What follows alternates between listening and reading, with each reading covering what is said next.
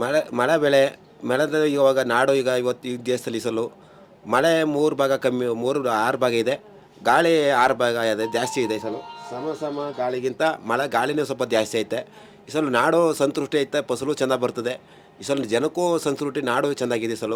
ಆದ್ರೂ ಫಸಲು ಬರೋ ಟೈಮಲ್ಲಿ ಮಳೆ ಜಾಸ್ತಿ ಹೆಚ್ಚಾಗ್ತದೆ, ಅದು ಸ್ವಲ್ಪ ಜನಕ್ಕೆ ಅಫೆಕ್ಟ್ ಬೀಳುತ್ತೆ ಹೊರತು ವ್ಯವಸಾಯ ಆಗಲಿ, ಭೂಮಿ ಆಗಲಿ, ಆದಾಯಕ್ಕಾಗಲಿ ಎಲ್ಲ ಸರಿಯಾಗಿರುತ್ತೆ.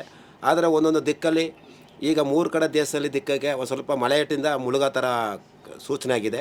ಆದ್ದರಿಂದ ತಾಯಿ ಅದರಿಂದ 3 ಕಡೆ ಮುಳುಗುತ್ತೆ. ಆ ಕಡೆ ಮುಳುಗದ ಕಡೆ ಕೊಚ್ಚೋಗೋ ಥರನೂ 3 ದಿಕ್ಕ ಭಾಗದಲ್ಲಿ ಅದು 3 ರಾಜ್ಯದಲ್ಲಿ ತೊಂದರೆ ಆಗೋ ಥರ ಇತ್ತು ಇದು ಈ ಸಲ ನಾಡಲ್ಲಿ.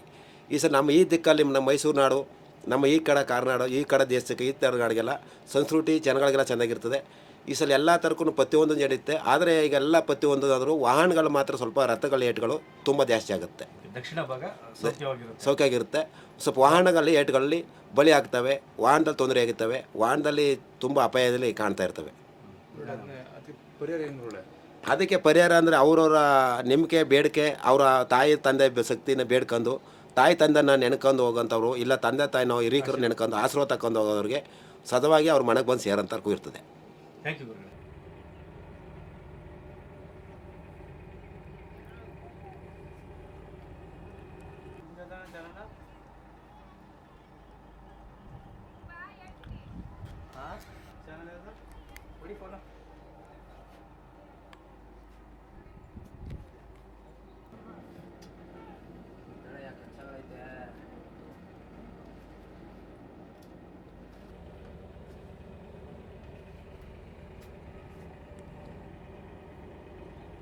ಎಲ್ಲ ಕಾಪಿ ಮಾಡು.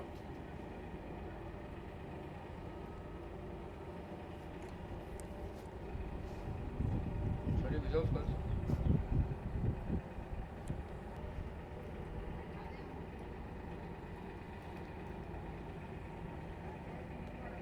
ಇವತ್ತು ಮಂಗಳವಾರ ಅಂದರೆ ಇವತ್ತು ಪ್ರತಿಯೊಂದು ಸ್ವತಃ ಎಲ್ಲರೇನು ಕೆಳಮ್ತಾಯ್ತಪ್ಪ ಅಂದರೆ ವಿಳ್ಯದ ಶಾಸ್ತ್ರ ನೋಡೋದು, ಕವಡ್ಗ ಶಾಸ್ತ್ರದಲ್ಲಿ ಇವೆಲ್ಲ ತಗೊಂಡು ಬಿಟ್ಕೊಂಡು ವಿಳ್ಯದ ಶಾಸ್ತ್ರ ನೋಡೋದು. ಅವ್ರು ತಂದು ಕೊಟ್ಟ ವೇಳೆಯಲ್ಲಿ ನಾವು ನೋಡ್ತೀವಿ ಹೊರತು ಅವ್ರು ತಂದು ಕೊಟ್ಟ ಅಂತ ಎಲ್ಲ ತಗೊಂಬಂದು ಶಾಸ್ತ್ರ ನೋಡ್ತೀವಿ.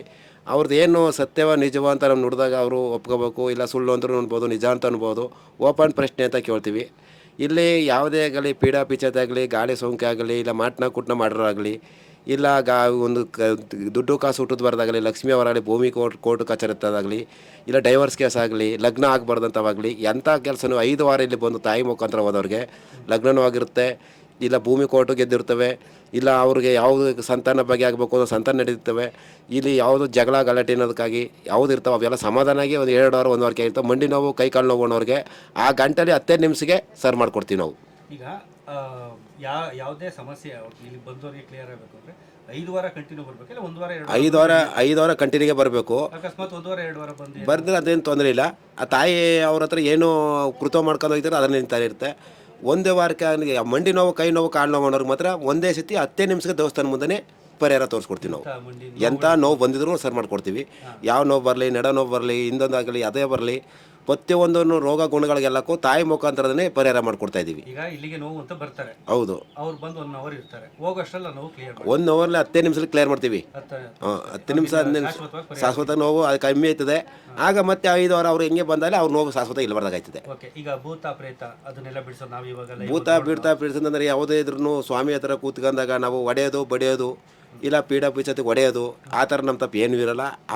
ಅವ್ರು ಏನಿರ್ತವೆ ಅದನ್ನು ನೀರು ಹಾಕಿ ಸ್ವಾಮಿ ತೀರ್ಥ ಹಾಕಿ ಅವು ಕಪ್ಪೋದೊತ್ತಲ್ಲೇ ಒಂದು ಬೆತ್ತಲ್ಲೇ ಸೇವ್ ಮಾಡಿ ಕ್ಲಿಯರ್ ಮಾಡ್ಕೊಳ್ಸ್ಕೊಡ್ತೀವಿ. ಅದನ್ನು ಅಷ್ಟಿಗೆ ಪರಿಹಾರ ಮಾಡಿ ತೋರಿಸ್ಕೊಡ್ತೀವಿ. ನೆಕ್ಸ್ಟ್ ಸಮಸ್ಯೆ ಇನ್ನು ಬರೋಲ್ಲ. ಅವ್ರು ಬಂದು ತಾಯಿ ಹತ್ರ ಬೇಡ್ಕೊಂಡು, ಸ್ವಾಮಿ ಹತ್ರ ಬೇಡ್ಕೊಂಡು, ತಡ ಹೊಡಿಸ್ಕೊಂಡು ಕೈ ಮುಕ್ಕೊಂಡು ಹೋದ್ರೆ ಸಾಕು ಅಷ್ಟೇ. ಅದಕ್ಕೆ ಯಾವುದಿದ್ರು ಅಲ್ಲೇ ಪರಿಹಾರ ಮಾಡ್ಕೊಡ್ತೀವಿ. ಬೇರೆಯವರಾಗಿ ದುಡ್ಡು ಕೊಡಿ, ಅದು ಕೊಡಿ ಅಂತ ತಗೊಂಡು ಮಾಡಲ್ಲ ನಾವು. ದುಡ್ಡು ಅಂತಂದರೆ ಈಗ ಜನದಲ್ಲಿ ಎಲ್ಲ ಕಡೆನೊಂದು ಈಗ ದುಡ್ಡು ಅಂತ ಮಾಡ್ಕೊಂಡು ಇದೊಂದು ರಬ್ಬ ಮಾಡಿದ್ದಾರೆ ಅಂತ ಜನಕ್ಕೆ ಲಭಿಸ್ತದೆ. ಈ ದುಡ್ಡಿಗಾಗಿ ಆಸೆ ಪಡ್ತಾರೆ ಅಂತ ಎಲ್ಲ ಮಾಡ್ತಾರೆ. ದುಡ್ಡಿಗಾಗಿ ದೌರ್ ಇಟ್ಕೊಂಡು ದಂಧ ಮಾಡ್ತಾರೆ ಅಂತ ಎಲ್ಲ ಅಂತಾರೆ. ನಾವು ಪೂರ್ವದಿಂದ ಕಾಲದಿಂದ ನಾವು ಬಂದಿರೋದು ಭಗವಂತದಿಂದ. ನಾವು ಇವತ್ತು ಹೊಸ್ದಾಗಿ ಬಂದಿಲ್ಲ, ನಮ್ಮ ತಾತಾತರ ಕಾಲದಿಂದ ಬಂದಿದೆ. ಅದ್ರ ಮುಖಾಂತರ ನಾವು ಏನು ನುಡಿಬೇಕು, ಆ ಶಾಸ್ತ್ರ ನುಡಿಬೇಕು. ಅದು ಕೊಟ್ಟದನ್ನ 4 ಜನಕ್ಕೆ 10 ರೂಪಾಯಿ ನುಡಿದು 100 ರೂಪಾಯಿ ಕೊಟ್ಟದನ್ನ 10 ರೂಪಾಯಿ ಜನಕ್ಕೂ ಅನ್ನದಾನ ಮಾಡ್ತೀವಿ, ತಾಯಿಗೂ ಅಲಂಕಾರ ಮಾಡ್ತೀವಿ, ನಮ್ಮ ಹೊಟ್ಟೆ ಪಡ್ರು ಮಾಡ್ತೀವಿ. ಅಷ್ಟು ಬಿಟ್ಟರೆ ನಾವು ಬೇರೆ ದುಡ್ಡು ತಗೊಂಡು ನಾವು ಆಸೆ ಪಡೋಲ್ಲ. ಕಪ್ಪಡಿ ಜಾತ್ರೆಗೆ ನಾವು 10ನೇ ತಾರೀಕಿಗೆ ನಾವು ಹೋಗ್ತೀವಿ. ಮತ್ತೆ ಬಂದು ಶಾಸ್ತ್ರ ಹೋಗ್ಬಿಟ್ಟು ಹೋಗ್ತೀವಿ ಯಾವತ್ತಿದ್ರೂ. ಆದರೆ ಈ ಕಪ್ಪಡಿಯಲ್ಲಿ ಮಾಲ್ಯ ಪ್ರಸಾದ ಅಂತ ಅಂದ್ಬಿಟ್ಟು ದರೋಡವ್ರನ್ನ ರಾಚಪ್ಪಾಜಿ ಸಾಲ ಅಲ್ಲಿ ಆಯ್ಕಾಗಿರೋಂಥ ಸ್ಥಳಕ್ಕೆ ಹೋಗ್ತಾ ಇದ್ದೀವಿ. ಆ ಸ್ಥಳದಲ್ಲಿ ಎಲ್ಲರಿಗೂ ಭಕ್ತರು ಹೋಗ್ಬೋದು.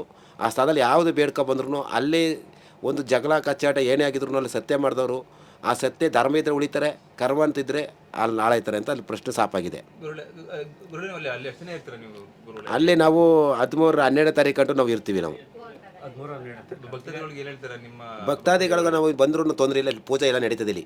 ಇಲ್ಲಿ ಪೂಜೆ ನಡೀತದೆ, ಇಲ್ಲಿ ತಡ ಹೊಡೆಯೋದು ನಡೀತದೆ.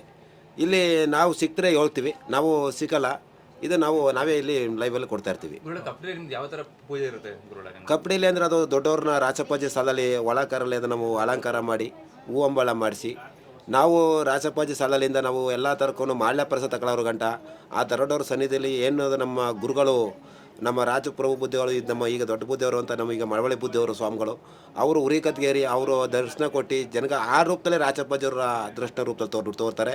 ನಮ್ಮ ಮಳವಳ್ಳಿ ಬುದ್ಧ ರೂಪದಲ್ಲಿ ಈ ಸಲ ನಡೀತದೆ. ಆ ರೂಪದಲ್ಲೇ ನಮ್ಗೆ ರಾಚಪ್ಪಾಜಿ ದರ್ಶನ ಅದು ಆಗುತ್ತೆ.